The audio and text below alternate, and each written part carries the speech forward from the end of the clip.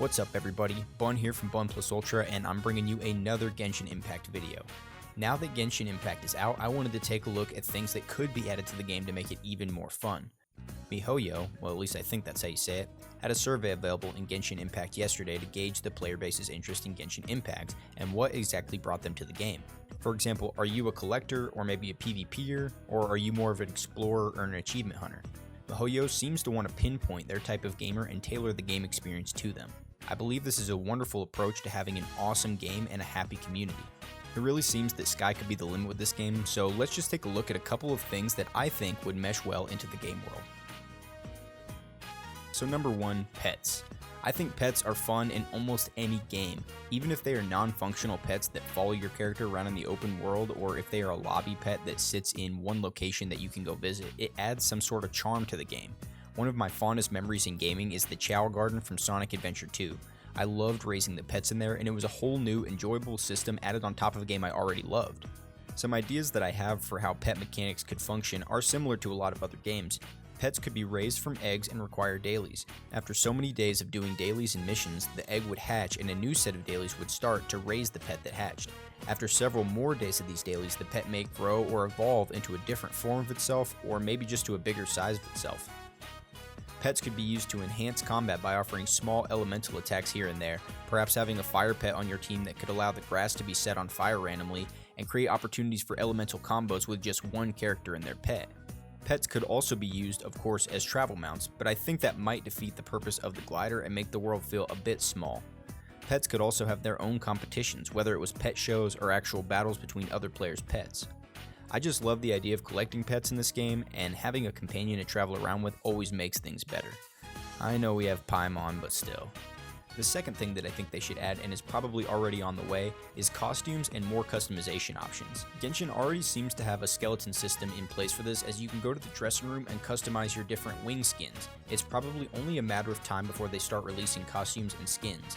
As long as these are cosmetic only, or there is a way for free-to-play players to easily obtain these costumes, these always fit well into the ecosystem in my opinion. Since this is a free-to-play game, offering the option to buy a costume for $10 or farm up in-game currency to buy that costume could be great incentive to get players to spend money or time on the game. Seasonal costumes will almost always sell. Halloween costumes for a specific character, a Santa suit for the main protagonist, summer outfits for Jean. These holidays are typically always major moneymakers for gacha games and hero collectors, as they normally offer a limited time version of an already existing unit. For example, they may release Halloween Amber, released as an actual rabbit. I would also like to see customization options closer to Tales of Crestoria or other games like that. Allow me to place hats on my head and change their positioning. Let me change the position of the sheath and change my hair color. These are things that may not work for many of the characters in the game, but should work fine at least for the main protagonist, in my opinion. I'm not 100% sure on how it works and how complicated that would be to add to the game. Number 3, new weapon types. Let me just run a few of these by you. How about scythe, guns, katana, whips, martial arts, summoning? There are tons of options here, and really what I think is a strong point for the game to expand on. 5 weapon types to start with isn't bad at all, and they can come up with many character types for each weapon type.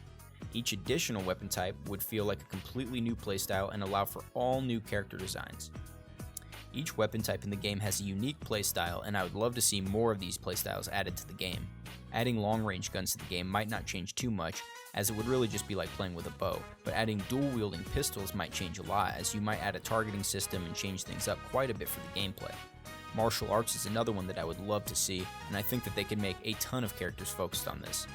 Whips might not be as strong, but scythes and katanas I could definitely see being added. Number 4, housing. Player housing is such a huge draw for me in any game. I think Final Fantasy XIV does it best, as you can actually buy a house with in-game currency. You can then earn lots of furniture and cool things for your house through crafting and raiding and basically just playing the game. It incentivizes playing the game, and as a collector, it is the ultimate form of collection in the game. Think Animal Crossing, but in this case, it would be much more anime styled. It would be cool to be able to expand on your house, and it would definitely give players a long-term goal to progress towards. It would make you want to learn crafting if that was added to the game at some point. It would make you want to complete any challenges that offered you really cool furniture. It would make you want to farm resources to expand your house. I just think it would be really cool, even if it was instanced or something like that. I think they could pull it off just fine in this game. Last but not least, new continents and biomes. I am almost positive this is on the way as well, but I want to see new land. I would love to have an ocean or an island biome that you need to cross the ocean to get to by boat, much like Black Desert Online if you've played that. Maybe an icy tundra or a frozen cavern to explore would be really cool. Perhaps an undersea biome at some point if they can pull that off lore-wise. What else could we see? They talked about traveling to other worlds in the lore, so maybe we could see a futuristic world like Phantasy Star Online? They could really take it anywhere with the way that this game is written and the way it is stylized. And hell, add number 6 to the list and call it boats. Add an ocean and boats to the game and make my life. Copy the wind system from Wind Waker as well, but make it easier and more fun. Let me fish off my boat. I could come up with ideas for this game all day, and I just love what they've already created here. I cannot wait to see where this game goes in future updates, and games like Animal Crossing with the updates that they've brought really give me hope that they could add all kinds of things to this game. So what do you guys think? Do you like any of my ideas for things they should add to the game? Do you guys have any ideas of your own that you think they should add to the game, or any tweaks to my ideas? Let me know in the comment section down below what Genshin Impact needs to add and what would make it more fun for you. Thanks again for watching, and I'll see you next time.